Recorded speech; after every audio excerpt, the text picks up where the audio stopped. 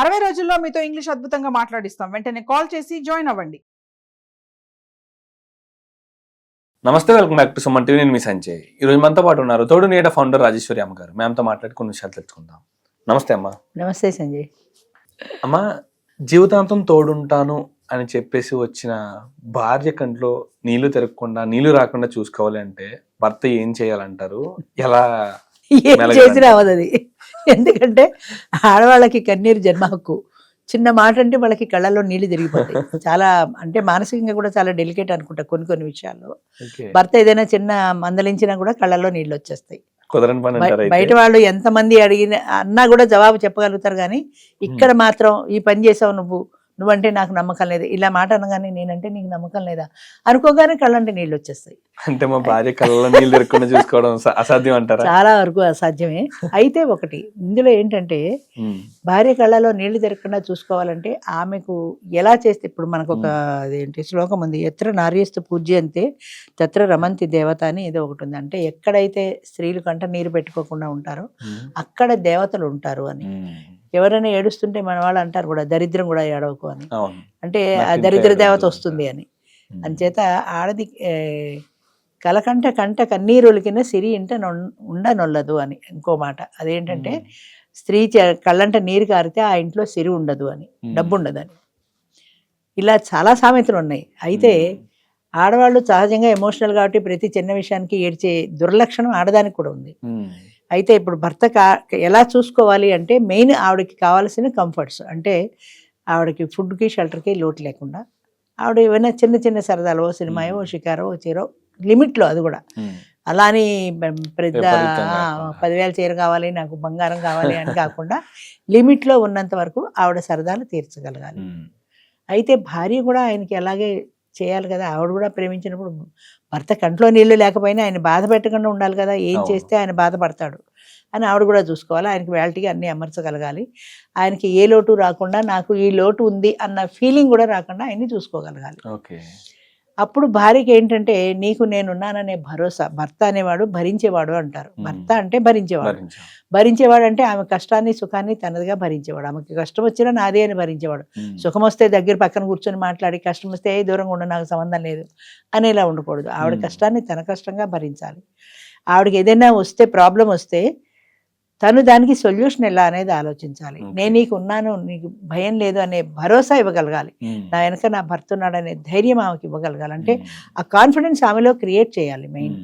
అది ఎలా వస్తుంది అంటే వాళ్ళ చేతల్లోంచే వస్తుంది. ఉన్నావా తిన్నావా, అదేదో పాట ఉంది, ఉన్నావా తిన్నావా అని ఎప్పుడైనా నువ్వు నన్ను అడిగావా అంటుంది ఒక భార్య భర్తని.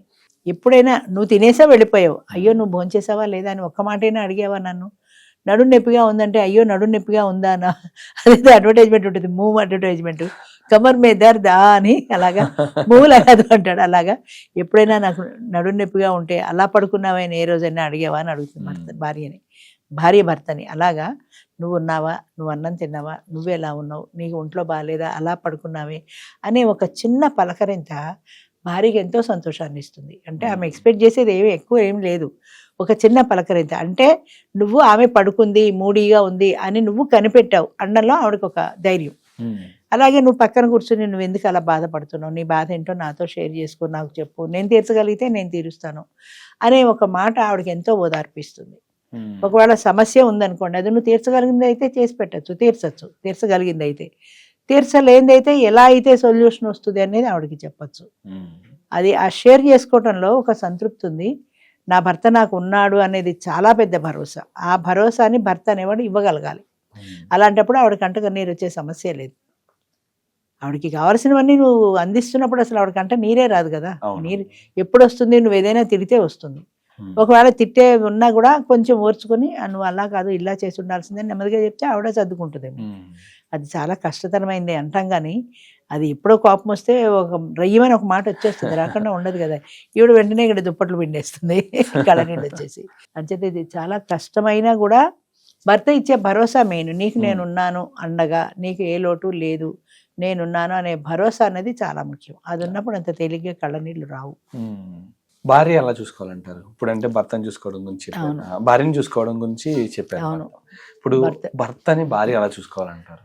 ఒకప్పుడు అయితే ఆడదానికి భర్తే ప్రపంచం, అసలు వేరే ప్రపంచం లేదు. ఇందాక చెప్పాను కదా, భర్త తప్పితే తర్వాత పిల్లలు. అవును. ఆయనకు కావాల్సినవన్నీ వేళటికి అమర్చి పెట్టడం, ఆయన నోట్లోంచి నాకు ఇది కావాలి అని అడగకుండా ఆయన ఇష్టాలేంటో తెలుసుకొని చేయడం. చాలామంది మగవాళ్ళు చెప్తారు నాకేమి ఇష్టమో అది చెయ్యాలని. నీ ఇష్టం నాకు ఎలా తెలుస్తుంది అంటారు ఆడవాళ్ళు. కొన్ని రోజులు, కొన్ని నెలలో, కొన్ని సంవత్సరాల సవాసంలో ఆయన ఇష్టాలు ఏంటో తెలిస్తే ఆయనకి ఎక్కువ ఇష్టం, ఏ డ్రెస్ ఇష్టం, ఎలా ఉంటే ఇష్టం అనేది అర్థమైపోతుంది సాధారణంగా. అంచేత ఆయన ఇష్టాలు తెలుసుకొని ఆ ఇష్టానికి అనుగుణంగా మనం మసులుకోవటం. చిన్న ఎగ్జాంపుల్ చెప్తా. ఇవాళ మంగళవారం కదా, మొన్న ఆదివారం జూబ్లీ క్లబ్కి వెళ్ళాం బ్రేక్ఫాస్ట్ చేయడానికి. అక్కడ మా వారు అదేంటిది రవ్వ దోశ ఆర్డర్ ఇచ్చారు. ఆదివారం రవ్వ దోశ ఉండదు సార్ అన్నాడు వాడు.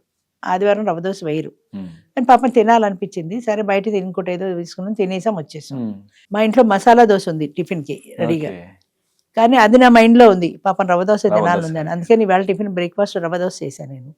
ఎందుకని మైండ్లో ఉంది కదా, అది కొంచెం చేసి పెడితే రేపేసుకోవచ్చు కదా, మసాలా దోశ ఏమవుతుంది అని. అలా చిన్న చిన్న విషయాల్లో, నేను చాలా ఎక్కువ అని చెప్పట్లా, చిన్న ఎగ్జాంపుల్గా చెప్తున్నాను. చిన్న చిన్న విషయాల్లో అవతల వాళ్ళ ఇష్టం ఏంటి అని తెలుసుకున్నప్పుడు అది వాళ్ళు బయటకు చెప్పకపోయినా వాళ్ళ మనసులో ఉంటుంది, అయ్యో నా కోసం ఈ పని చేసింది అనే భావన అయితే వాళ్ళ మనసులో ఉంటుంది కదా. ఆయన ముఖంలో చిన్న నవ్వు కనపడిన ఆడది ఆనందపడిపోతుంది, అబ్బా అని సంతోషించారు అని. అంచేత చిన్న చిన్న సరదాలో, చిన్న చిన్న కోరికల్లో ఉన్నవి వాళ్ళకి తీర్చగలిగినవి మనం తీర్చగలిగినవి ఉంటే తీర్చచ్చు. అంచేత ఆయనకి వేళటికి ఏం కావాలి, ఏం తినాలనుంది, ఏం కట్టుకోవాలనుంది, ఏం చేయాలనుంది అనేది అనుక్షణము వాళ్ళ గురించి ఆలోచించగలిగి అది నువ్వు చేయగలిగినన్ని పనులు నువ్వు మ్యాక్సిమం చేసినప్పుడు ఆయనకి సంతృప్తిగా ఉంటుంది. భర్త అనేవాడు ఎప్పుడైనా కోరుకునేది అంతే కదా, భార్య నుంచి నాకు అనుకూలంగా ఉండాలి అంటాడు. అనుకూలంగా అంటే ఏంటి, నీకు కావాల్సిన ఆవిడ చేసి పెట్టడం, ఆవిడ చేయగలిగిన ఏ పనైనా నీకు సంతోషంగా ఉండే పని చేయడం, నీకు ఇష్టం లేని పని చేయకపోవడం, నీకు ఇష్టమైన పని చేయడం. ఆ రెండే చెప్పడంలో చేరికే కానీ చాలా కష్టం అనుకో ప్రాక్టికల్గా, కానీ చేయగలిగినాడు ఏ భర్త అయినా హ్యాపీగా ఉంటాడు. ఈ టిప్స్ పాటిస్తే వాళ్ళిద్దరి మధ్య గొడవలు అనేవి రావంటారు? తప్పనిసరిగా రావు. అయితే అది పాటించడం అనేది కష్టం అని ముందే చెప్పే కదా, పాటించడం కష్టం, కానీ పాటించగలిగినాడు తప్పనిసరిగా హ్యాపీగా ఉంటారు.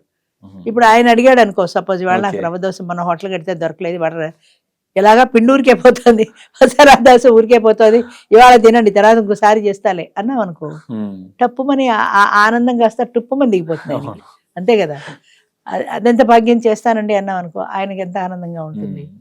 అంచేత చిన్న చిన్న విషయాలు ఉంటాయి, చిన్న చిన్న విషయాల్లో అవతల మనిషి మనసెరిగి మసులుకోవాలంటుంటారు మా వారు. అలా మనసెరిగి మసులుకుంటే చాలా హ్యాపీగా వెళ్ళిపోతుంది. కాకపోతే అది ఇద్దరికీ ఉండాలి. వన్ సైడ్ ఉంటే తినేసి వెళ్ళిపోతే సరిపోదు కదా, అయ్యో నా కోసం చేసిందనే గుర్తింపు ఉండాలి కదా. థ్యాంక్ యూ అమ్మా, thank you very much. Thank you.